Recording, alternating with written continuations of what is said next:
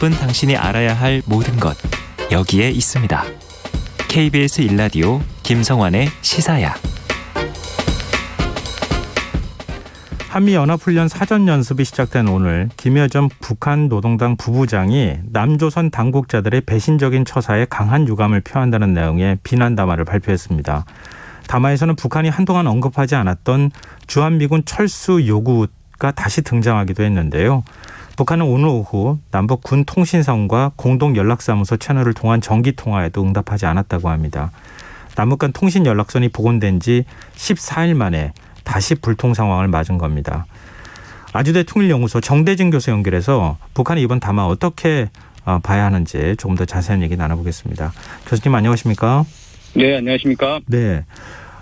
지난 1일 한미연합훈련 중단을 촉구한 지 9일 만에 김여정 부부장이 한미 양국을 동시에 비난하는 담화를 발표했습니다. 이번 담화 배경 어떻게 분석하면 좋을까요? 예, 이게 어떻게 보면은 당연하고도 예상된 수순이었습니다. 내년 3월, 8월이 되면 이런 일들이 늘 반복이 됐었는데 북한 입장에서는 한미연합훈련에 대한 아무런 대응도 안 하고 지나갈 수는 없는 일이거든요. 그런데 네. 이번엔 마침 또 통신선 복원이라고 하는 기간에 좀 맞추어서 배신적 처사라고 하는 것들 또 통신선을 사용하지 않고 김여정이 개인 담화를 사용하면서 강력한 비난을 보내면서 이게 어떻게 보면 지금 긴 이 주기 중에서 지금 단기 주기로 봤을 때 급등과 급락을 지금 주도를 한 것이죠. 북한이 어떻게 되면 2주 전에 급등을 했다가 네. 지금 오늘자로 또 급락을 하게 되는데 장은 우리가 주도한다라고 하는 걸 또 보여주는 이제 그런 과시용도 있고 역시 또 이제 또 한미연합훈련에 대해서 늘 대응을 해야 되는 그런 수순대로 또 대응을 하는 건 이번에 이런 식으로 아마 보여주고 있는 것 같습니다. 근데 담화를 보면 김여정 부부장이 위임에 따라 발표한다 이런 아주 특이한 문구를 넣었어요. 네. 이 위임에 따라 발표한다는 이 문구를 어떻게 해석해야 됩니까? 예, 사실 뭐 그 전에 위임이라고 하는 게 없어도 김여정 담화가 김정은의 뜻이겠다, 김정은의 담화이지 않겠느냐라고 하는 건 우리는 상식적으로 좀 이해를 할 수가 있죠. 그렇게 네. 의도를 파악할 수 있는데, 그런데 이번에 특별히 그 위임에 의해서 쓴다, 발표한다라고 하는 얘기 쓴 걸 보면은 꼭 전하고 싶다는 메시지가 있다는 것이죠. 김정은 위원장에. 그럼 이제 그 메시지가 무엇이고 누구를 향한 것이냐라고 하는 걸 잘 봐야 하는데 네. 오늘 담화를 봤을 땐 그게 남한보다도 미국이라고 보는 게 맞을 것 같습니다. 네. 담화 내용에서 미국이 현재 강조하고 있는 외교적 관여, 전제 조건 없는 대화 같은 것들을 그대로 이제 인용을 하면서 쓰고 있었거든요. 네. 그러면서 이제 전제 조건 없이 대화하자고 하면서 미국이 그러면서 하는 게 한미연합훈련이냐라고 하는 그런 볼멘 소리를 하는 건데, 이거를 전할 때 이제 김정은 위원장의 뜻이다. 현재 북미 대화의 이제 경색 국면에서 이제 김정은 위원장은 굉장히 좀 불쾌하다. 빨리 미국이 전제 조건을 좀 가지고 와서 대화를 제대로 하라라고 하는 것들에 대해서 좀 불만을 이번에 좀 특별히 또 강조를 한 것 같습니다. 근데 북한은 일반적으로 문재인 대통령을 지칭할 때 남조선 당국자 이런 표현을 사용해 왔는데요. 네. 이번에는 복수형인 남조선 당국자들 이런 표현을 썼습니다. 이 뭐 특별한 의미가 있는 겁니까, 이것도? 예, 뭐 여러 가지로 좀 수위 조절을 좀 하고 있는 것 같습니다. 작년 3월부터 이어진 김여정 부부장의 개인 담화가 다들 기억하시겠지만 굉장히 좀 원색적인 비난들을 담고 있었죠. 네. 그런데 이제 오늘 담화에서는 이제 그런 그 과거식의 원색적인 비난은 없고 뭐 배신적 처사라고 하는 이제 뭐 그런 용어들 정도가 나오는 것이고 또 남조선 당국자라고 하는 문재인 대통령을 지칭하는 이제 단수로 쓰지 않고 당국자들이라고 해서 그러니까 문재인 대통령과 김정은 위원장이 뭐 친서가 오고 갔던 그런 배경 하에서 문재인 대통령 개인에 대한 어떤 비난이나 비판보다도 그 남한 당국의 처사에 대한 게 좀 뭔가 좀 그 포문을 좀 넓혀서 이제 본다고 할까요? 이제 그렇게 해서 좀 수위 조절을 좀 하면서 지금 현재 어쨌든 오늘 통신선 응답은 없긴 했지만 현재 남북 접촉이 좀 재개된 마당에서 상황을 좀 예의주시하면서 계속 좀 수위를 조절하고 있는 것 같습니다. 그리고 이건 앞으로 좀 당분간 좀 이어질 것 같습니다. 문재인 대통령을 콕 찍어가지고 우리가 비난하려고 하는 것은 아니다. 애써 그걸 피해가기 위해서 이제 남조선 당국자들이라고 하는 복수형을 사용했다 이런 분석이신데요. 그리고 김여정 부부장 앞서 잠깐 말씀하셨듯이 만약에 김정은 위원장의 의도가 미국이 뭔가를 좀 대화 테이블에 들고 와라 네. 이런 거라고 하면 주한미군 철수 주장까지는 넣지 않았을 것 같다 이런 생각이 드는데요.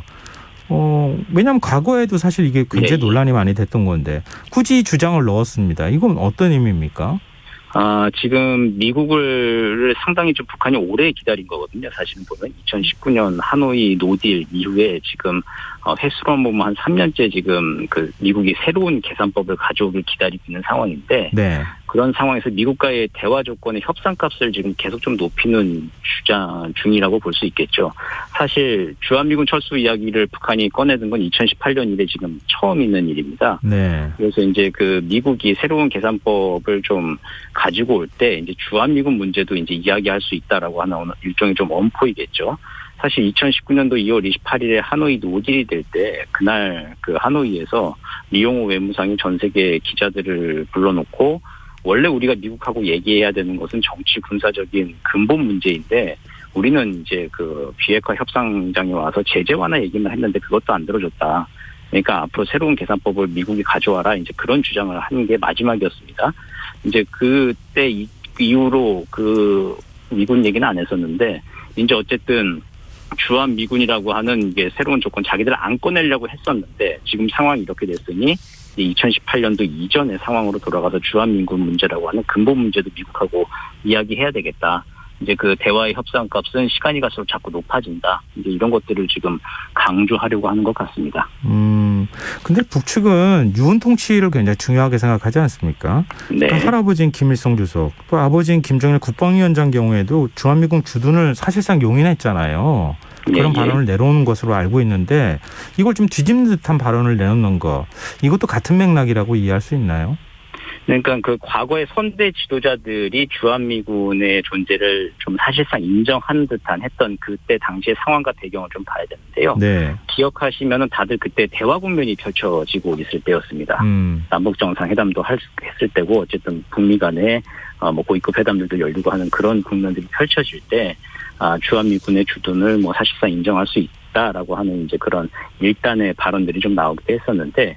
뭐 실제 그때 구상들이 진전돼서 평화협정도 마련되고 하면 주한미군 존재 자체에 대해서 이제 근본적인 질문이 북한으로부터 이제 더 이상 나올 필요는 없게 됩니다. 이제 국제사회와 우리 사회 내부에서 뭐 한반도 평화협정이 마련되는데 주한미군이 왜 있어야 되느냐라고 하는 문제가 논리적으로 따라 나오게 되어 있거든요. 네. 이런 걸 봤을 때 대화 국면이 펼쳐질 때 이것들을 속도를 내서 이제 근본적으로 더 내용이 깊어지면 주한미군에 대한 이제 근본적인 문제 제기는 자신들이 굳이 안 한다 하더라도 국제사회와 대한민국 내부에서 또 나오게 된다라고 하는 그런 이제 노림수를 가지고 있는 것이죠. 그리고 대화 국면이 펼쳐질 때는 우호적인 여건을 가지고 자신들의 또 실익을 챙겨야 하는 것들이 있기 때문에 대화 국면일 때는 이제 주한미군의 존재 자체를 부정하지는 않는 이제 그런 전술들을 좀 보였던 게 과거 패턴이었던 것 같습니다.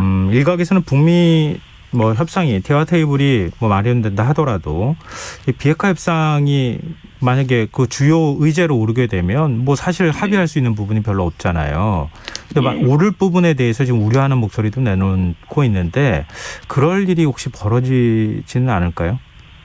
예, 근데 대화 국면이 조성되면은 이제 그 대화판을 깰 만한 이 조건들을 북한도 무리하게 내세우지는 않는 게 또 특징입니다.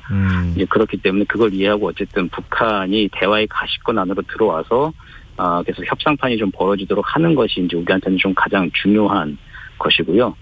그리고 우리 내부에서도 주한미군의 존재, 한미연합훈련을 인정해야 북한과 대화를 할 수 있겠다 그런 연계 조건들을 먼저 내세우면서 우리가 판을 먼저 깰 게 아니라 이게 북한이 이제 무리한 조건 내세우고 있는 거에 대해서 계속 좀 문제 제기를 하고 설득하고 해가면서 유연하게 접근하고 북한을 좀 대화 가능하고 관리 가능한 범위 내에서 이제 유지하는 게 우리의 평화를 지키는 데 좀 가장 중요한 일관성 있는 원칙이 될 것 같습니다. 한미연합훈련 반대 입장을 보인 중국을 염두에 둔 것이 아니냐 이런 분석에 대해서는 어떻게 보세요? 예, 북한과 중국은 전통적으로 자기 스스로를 하나의 참모부라고 얘기를 하고 있죠. 그리고 지금 중국이 또 한미연합훈련을 비판하면서 지난주에 그러면서 뒷배 역할을 해주고 있기 때문에 북한 입장에서는 얼마든지 이제 중국의 지원을 등에 업었으니 더 하고 싶은 말들을 좀 마음껏 할 수 있는 그런 그림들이 좀 펼쳐진 것 같습니다. 그런데 이제 과거 북한의 행태들을 좀 봤을 때도 이게 중국의 지원이 지금 특별히 없다 하더라도 북한은 북한식대로 자기 시간표대로 이제 갔을 겁니다. 지금 뭐 통신선 복원을 했지만 한미연합훈련이 펼쳐지고 있는 마당에 통신선 복원했다고 해가지고 한미연합훈련을 뭐 어물쩡 인정하고 넘어가는 듯한 이제 그렇게 넘어갈 수는 없는 거거든요. 구조적으로 북한의 입장에서는. 네. 그렇기 때문에 뭐 중국의 역할이 없다 하더라도 아마 이번에 북한은 아주 강하게 좀 비난하는 담화를 발표하고 이런 긴장 국면을 좀 가져가지 않았을까. 이건 어느 정도 좀 예상된 수순이었다. 그렇게 생각은 합니다.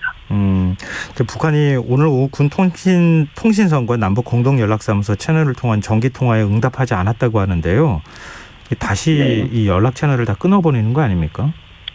예, 그 연습 기간 동안은 아마 좀 응답이 당분간 좀 없을 것 같습니다. 이게 북한 입장에서 봤을 땐 사실은 좀 비용 대비 효과가 좋은 카드인 것이거든요. 네. 예, 당장 한미 그 연합훈련을 한다고 해도 이걸 군사적으로 지금 북한이 대응하기에는 여러 사정상 좀 좋지가 않습니다. 좀 무리한 것들이 많은데, 네. 근데 우리를 곤란하게 할 수 있는 카드잖아요. 이게 복원됐던 남북통신선을 끊는 것 자체가. 네. 그런데 이제 남북통신선이라고 하는 것 자체가 작년 6월부터 올 7월까지 13개월 동안 안 썼기 때문에 북한 입장에서도 별로 그렇게 있으나 없으나 이렇게 크게 실익이 있었던 건 아니었습니다. 근데 2주를 잠깐 쓰니까 남북 관계가 잠시 또 좋아지는 것처럼 쭉 올라갔다가 이제 이걸 단순에 또 끊어버리게 되니까 북한이 또 판을 주도하는 그런 효과를 발생하게 되는 것이죠. 그렇기 때문에 이제 북한 입장에서는 굉장히 이번에 비용 대비 효과가 좋은 카드를 지금 적절하게 좀 잘 사용을 하고 있는 것이고 이거를 좀 아마 훈련 기간 동안에는 응답을 당분간 좀 하지 않을 것 같습니다. 근데 이제 적절한 시점이 되면 아마도 뭐 미국과의 대화에 조금이라도 진전된 물밑 신호가 좀 보인다거나 다른 채널을 통해서라도 이제 그런 적절한 조건과 시점이 오면은 아마 다시 또 대화에는 응할 것으로 기대를 합니다. 네, 한미 연합훈련을 빌미로 군사 도발을 감행할 가능성 어떻게 보십니까? 예, 지금 정확하게 강대강 선대선으로 비례적 대응을 지금 1월부터 북한은 이어가고 있습니다. 네. 그런데 이제 지금 한미연합훈련에 대해서는 조금 이걸 똑같이 비례적으로 대응하기가 좀 힘든 상황인 것이죠. 이게 우리 한미연합훈련은 지금 지휘소 연습을 하고 있는 건데 네. 북한은 이걸 뭐 북중연합훈련 지휘소 연습으로 대응을 할 수도 없는 것이고 그렇다고 지금 여기 그 한미가 대규모 병력 동원하는 훈련을 하고 있는 게 아닌데 자기들도 뭐 대규모 병력 동원해가지고 지금 대응 훈련을 하기에는 또 경제적 상황이나 코로나 상황이나 여러 가지로 좀 안 좋기 때문에 좀 어려운 상황일 건데요. 이런 상황에서는 좀 비대칭적으로 어쨌든 독자적으로 단거리 미사일을 좀 시험 발사하는 정도 그런 저강도 도발들을 좀 할 가능성들이 있는데 좀 일각에서 우려하는 것처럼 미국을 향한 전략적 도발 그러니까 SLBM을 선보인다거나 신형 잠수함을 이제 선보인다거나 하는 게 그게 기술적으로 지금 과연 좀 준비가 됐을까 올 상반기 그런 조금 의구심도 아직은 좀 있고요. 그래서 전략적 도발로 이제 급하게 옮겨갈지는 좀 신중하게 좀 봐야 될 것 같습니다. 근데 미국 당국자들은 계속 북한하고 대화 의지를 밝히고 있단 말이에요. 네. 지금 어느 지점부터 대화를 좀 시작을 해야 되는지 지금 물밑 협상이나 뭐 대화가 이루어지고 있는 것은 아닌가 이런 생각도 드는데 어떻게 보세요? 예, 물밑 협상이 좀 이루어지고 있으면 좋을 것 같은데 지금 겉에서 봤을 때는 잘 안 움직이고 있는 것 같죠. 미국하고 북한하고 지금 시간차가 존재하는 것 같아요. 그 미국은 그 조건 없는 대화를 하자라고 하면서 2018년도 6월달에 북미 싱가포르 선언도 인정한다라고 하는데 북한의 시간표는 2019년도 2월 28일에 멈춰 있습니다. 네. 하노이 노딜까지 갔었고 그때 이제 깨진 지점에서 새로운 계산법을 미국이 가져와야 대화가 시작된다고 보고 있기 때문에 거기서 이제 한 7, 8개월 이상의 대화 출발에 이제 시간차가 지금 서로 존재하고 있어서 이게 간극을 좀 메우는 게 앞으로도 이제 한국 정부의 중재자 외교의 가장 큰 시험 과제일 것 같습니다. 네. 이번에 지금 한미 연합훈련이 이루어지는 가운데 북측이 어떤 태도를 보이는가 이게 굉장히 중요하겠군요. 네. 네. 알겠습니다. 오늘 말씀